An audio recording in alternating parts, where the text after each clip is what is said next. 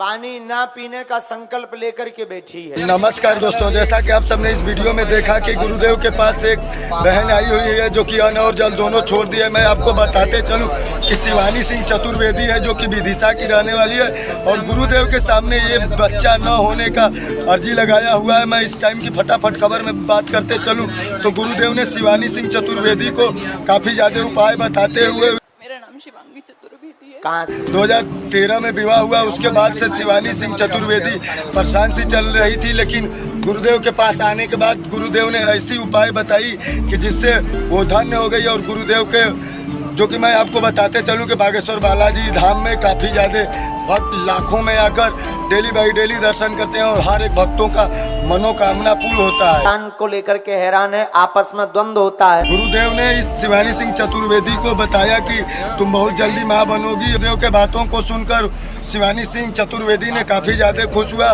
मैं आपको बताते चलूं कि बागेश्वर धाम में काफ़ी ज़्यादा भक्तों का मुराद पूरा होता है। यदि वीडियो पसंद आई हो तो वीडियो को लाइक, शेयर और चैनल को सब्सक्राइब जरूर कीजिएगा। जय हो बागेश्वर धाम की, जय हो बागेश्वर सरकार की।